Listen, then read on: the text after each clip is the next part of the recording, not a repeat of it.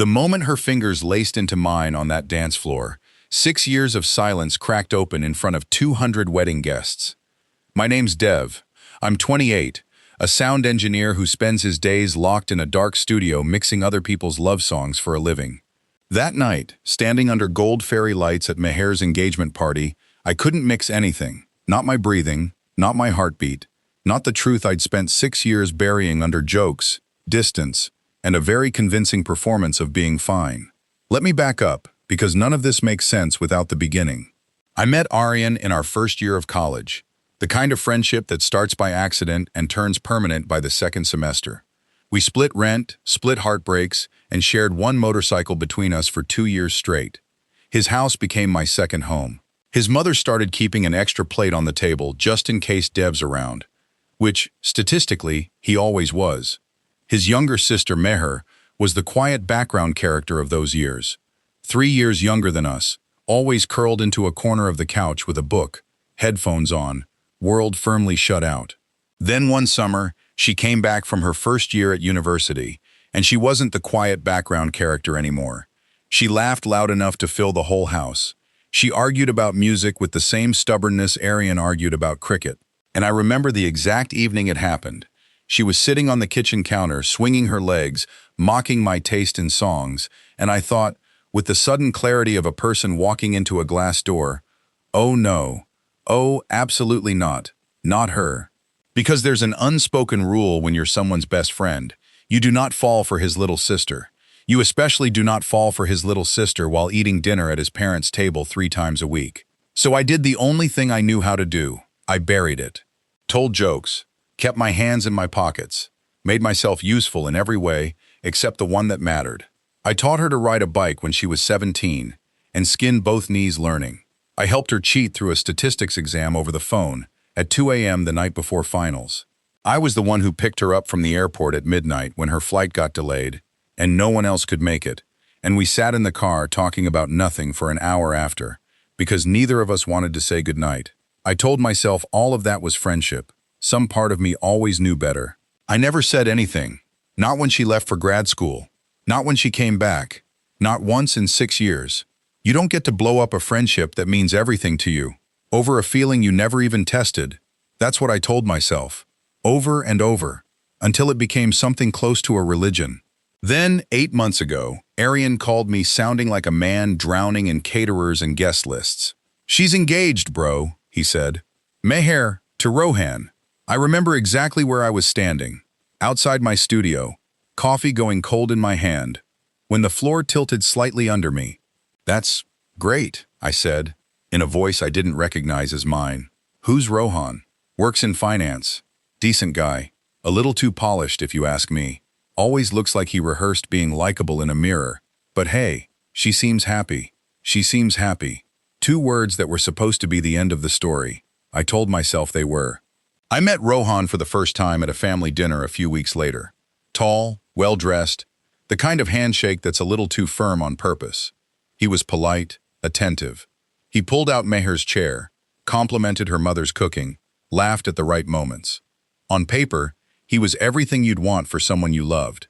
I watched Meher across that table, laughing at something he said, and told myself the ache in my chest was happiness for her. It wasn't. But grief wears a lot of costumes, and that night it wore a smile. The engagement party was set for a Saturday in late spring. Marigolds, string lights, a hall rented out for 200 guests. 8 days before it, Aryan called again, this time sounding frazzled in an entirely different way. "We need you for something," he said. "There's this dance tradition on Mom's side. Bride does a couple's performance with someone close to the family before the main ceremony starts. Some blessing thing, don't ask me the logic. Rohan's supposed to be her partner, but the man has the rhythm of a broken chair. He tried once and nearly took out a lamp." I laughed despite myself. "So what? You want me to teach Rohan to dance? No time for that. Meher asked if you'd just do it with her. She said you two used to mess around with dance stuff when you were kids. Said you'd make her look good on camera. Please, Dev, save my sister from public embarrassment. She asked for you." I should have said no. I had 6 years of very good reasons to say no, lined up like soldiers. Instead, I heard myself say, yeah, sure, whatever helps. Some decisions get made by the smart part of you. That one got made by the part of me that had been waiting 6 years for an excuse. Rehearsals started 4 evenings before the party, in her parents' living room, the same room where I used to watch her read on the couch a lifetime ago. The first evening, we stood 2 feet apart, painfully formal, like strangers who'd been introduced 5 minutes earlier, which was absurd, because we weren't strangers. We were the opposite of strangers. We were two people who knew each other's coffee orders and childhood fears and worst days, standing there like we'd never met. "You're counting in your head again," I said, watching her lips move silently through the steps. She looked up, startled. "You remember that? You've done it since you were 12. Right foot on the count of 4, left foot on the count of 8. Some things don't change, Meher." Something flickered across her face. Surprise, maybe, that I'd noticed. Or surprise that I still noticed, after everything. After the years and the distance, and the engagement ring now sitting on her finger. "You always did remember weird, specific things about people," she said quietly. "Only about you," I almost said. I didn't. Cowards move number 412. We rehearsed every evening that week, her hand in mine for 8 counts at a time, her laughing every time I deliberately messed up a step just to hear that laugh. The same one from the kitchen counter, 6 years unchanged. Some nights her mother would pass through with tea, smiling at us like we were still 14 and 17, still the kids who used to argue about music in that same room. Rohan dropped by once during rehearsal week, watched for maybe 10 minutes from the doorway, phone in hand.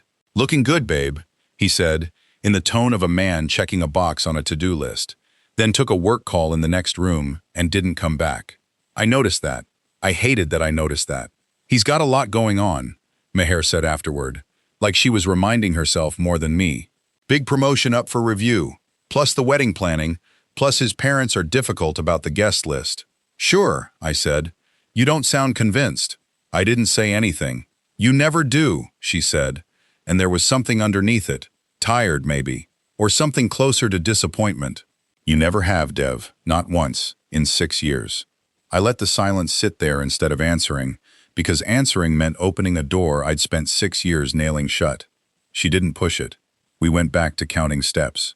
The night before the party, during our last rehearsal, something shifted. Small, but real. We were practicing a turn. Her hand meant to release from mine on the 8th count and spin back in on the 1st. She missed the timing, stumbled slightly, and I caught her instinctively, hand at her waist, her palm flat against my chest for exactly 1 second too long. Neither of us moved. "Sorry," she said finally, stepping back, cheeks warm. "You're fine," I said, then quieter, almost without meaning to. "You've always been fine, Meher. That was never the problem." She looked at me like she wanted to ask what the problem was. But her mother called her from the kitchen, and the moment folded itself away, unopened, the way all our moments had for 6 years. The night of the engagement party, the hall was gold and marigold and noise. Meher walked out for the dance segment wearing red, jasmine pinned in her hair, and the entire room did that collective sigh, people reserved for brides-to-be. Rohan sat this one out. Apparently the tradition specifically called for the bride and one close figure from the family circle, and somehow, over the last week, that had quietly become me. Standing under the lights, 100 phones raised toward us, I felt like the entire room was holding its breath along with me. "Ready?" I asked. "Right foot, count of 4, she whispered. Half a joke, half something else entirely. The music started, classical build into a faster beat. First 8 counts were safe. Textbook, exactly what we'd rehearsed a dozen times in her living room. Then the tempo shifted, and so did something else. Her hand found mine for a turn, and when she spun back in, she was closer than rehearsal ever allowed, closer than 6 years of careful distance had ever permitted. I looked at her, she looked at me, and every single thing I had buried since I was 22 stood up and introduced itself to the entire room, whether I wanted it to or not. I don't know how long that look lasted. 2 seconds, maybe 3. It felt like the whole party disappeared. The music, the guests, the flowers, all of it fading into the edges, while the only thing left standing was her face and 6 years of things I never said. Her breath caught. I felt it more than heard it. "Dev, I know, I said, because I did. Whatever question was rising in her voice, I knew it, because it was the exact same one rising in mine. We finished the routine, bowed, smiled for the cameras that had captured every second of it. Across the room, half hidden behind a pillar wrapped in flowers, Rohan stood very still, watching us with an expression I recognized immediately, because I'd worn some version of that exact expression for 6 years straight. He knew. Whatever it was, he'd just seen it plainly enough that there was no pretending otherwise. He waited until the toasts were finished, until Meher had been pulled away by a wave of aunties for photographs, before he found me near the bar, 2 drinks in hand. He set one down in front of me, a gesture that felt oddly civil, given what was about to happen. Dev, right? As if he didn't know exactly who I was. Rohan, great party. Can we talk? Outside. No anger in his voice yet, just something tight, controlled. The terrace was cooler, string lights swaying above us, party noise muffled behind the glass doors. He didn't waste any time. What was that in there? It was a dance, Rohan. Don't. His jaw was tense, his voice the careful kind people use when they're holding something back with both hands. I've watched Meher dance at a dozen weddings. Cousins, friends, family functions. I have never once seen her look at anyone the way she looked at you tonight. So I'm asking you directly, is there something between the two of you? I could have lied. 6 years of practice had made me good at it. There's history, I said instead. Old history. Nothing has ever happened between us, Rohan. I need you to hear that clearly, because it matters. Nothing has ever happened. But something's there. I looked past him, at the lights, instead of his face. I've cared about her a long time, longer than you've known her. I never said anything, because she's my best friend's sister, and I wasn't going to be the guy who tore apart a family over a feeling I never even tested. So I buried it. For 6 years, I buried it. That's very noble of you, Rohan said, and it didn't land like a compliment. Except I'm the one marrying her in 4 months, and I just watched my fiancé look at another man, like he was the only person in a room of 200 people. Rohan, I never meant for tonight. I need to talk to her. He turned toward the doors, then paused, looked back at me. Not with rage anymore, just something closer to exhaustion. For what it's worth, Dev, I don't think you're the villain here. I think you're just a man who never had the courage to find out. That doesn't make you evil, it makes you a coward. There's a difference. It's just not a very big one. He walked back inside. I stood on that terrace a long time afterward, the cold drink sweating in my hand, wondering if he was right, wondering if 6 years of protecting the friendship had really just been 6 years of protecting myself from the risk of an honest answer. 20 minutes later, the terrace door opened again. Meher stepped out, mascara slightly smudged, arms wrapped tightly around herself against the night air. He asked me, she said, no preamble at all, straight out, if there's something between us. What did you tell him? I told him I didn't know how to answer that. Her voice cracked on the last word. Because, Dev, I've spent 6 years convincing myself I imagined it, that what I felt was just proximity, just growing up in the same house as your best friend's charming, loyal friend. I told myself it was nostalgia, that it wasn't real. Was it? Nostalgia, I mean. No. The word came out fast, like it had been sitting behind her teeth for years, finally given permission. It wasn't nostalgia. I've felt this since I was 20 years old, standing in my parents' kitchen, watching you fix Arian's bike in the rain, because he asked, and you never said no to any of us. I told myself it was inappropriate, that you'd never see me as anything but your best friend's kid sister, that I was being ridiculous, wanting something that couldn't exist. Meher, let me finish. Her hands were shaking. I noticed, because I always notice her hands. It's the one thing about her I've never been able to stop cataloging. I said yes to Rohan because he's good, stable, kind. My parents adore him, and none of that is nothing. Dev, a good, stable, kind man is not nothing. But somewhere along the way, I think I stopped asking myself if I loved him and started only asking if he was a reasonable choice. And those aren't the same question. They were never the same question. I stepped closer, not touching her, just closer, the way I'd been circling her for 6 years without ever closing the distance. I've loved you since I was 22, I said. I never told you because I thought loving you quietly was safer than losing you completely. As a friend, as Arian's sister, as anyone in my life at all, I thought if I said it out loud, I'd lose all of it in one sentence. So I said nothing. For 6 years, I said absolutely nothing. Tonight, on that dance floor, I couldn't say nothing anymore. I'm sorry it happened like this, at your engagement party, of all nights. But I'm not sorry it's true. She was crying now, quietly, the kind of tears that don't ask permission first. I don't know what to do, she whispered. Everyone's inside. My mother's probably already texted 40 relatives about the wedding date, and I don't know what to do, Dev. You don't have to know tonight, I said. You just have to know it isn't fair, to him or to you, to walk into a marriage while some part of your heart is still asking a completely different question. The terrace door opened once more. Rohan stepped out, hands in his pockets, and to his considerable credit, he didn't raise his voice, didn't perform outrage for an audience of string lights and wilting jasmine. I'm not going to pretend this doesn't hurt, he said to Meher gently. But I'd rather hurt now and know the truth than marry you and spend the next 40 years wondering why you still count your steps for someone else.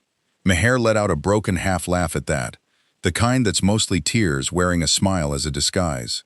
I need time, she said, looking between us. Not from him, not from you either, from all of it. I need to actually ask myself what I want, instead of what's convenient or expected or safe. Then take it, Rohan said simply. Whatever you decide, I'd rather it be real than easy. He left first, back into the noise of the party. Then, slowly, the sound of the celebration faded around us too, until it was just the two of us on a terrace where nothing had been decided, and everything had finally been said out loud. Arian found me an hour later near the parking lot, jaw tight, arms crossed like a man bracing for a fight he didn't want to have. 6 years, Dev? 6 years, and you never once told me my best friend was in love with my sister? I was scared of exactly this conversation, Arian. He was quiet for a long moment, staring at the ground, and then, unexpectedly, he laughed. Short, disbelieving, almost relieved. You absolute idiot, he said, shaking his head. You could have just told me. I'm not the family honor police. I just wanted both of you happy. That's all I ever wanted, for either of you. He exhaled hard. Took you long enough to figure that out. You're not angry? I'm annoyed, he said. 6 years of watching you two dance around each other is a genuinely exhausting amount of second-hand tension to witness. But angry? No. My sister deserves someone who's loved her longer than he's known her fiancé's dinner order. That's you, apparently. God help us all. The engagement was postponed 2 days later. Not canceled outright, not confirmed either. Just paused, the way a song fades out instead of cutting off mid-note. Meher told her parents she needed clarity before making a decision that permanent, and to their credit, after some difficult conversations, they backed her. Relatives talked, of course. Some sided with Rohan. A few blamed me outright. One particularly dramatic aunt declared the whole thing a scandal for the ages at a family lunch. Meher weathered it with more grace than I would have managed. 3 months passed before I saw her again properly. Really saw her. Not in passing at some family function, but alone, in that same living room where we'd rehearsed those dance steps under her mother's watchful, amused eye. She was curled up on the couch, headphones around her neck, a book open on her knees, 17 years old again, in every way except the years actually written on her face. Still counting steps in your head? I asked from the doorway. She looked up, and the smile she gave me had 6 years and one very honest confession behind it. Only when you're the one leading, she said. We didn't rush anything after that. No dramatic declarations, no immediate rings, no urgency to prove 6 years of waiting had been worth it in a single grand gesture. Just slow, honest steps, the kind you only learn to take once you've finally stopped counting how many people are watching. If you were Meher, would you have said something sooner, or waited for the truth to find you the way it did? And do you think Rohan made the right choice, letting her go instead of fighting to keep her? Let me know in the comments.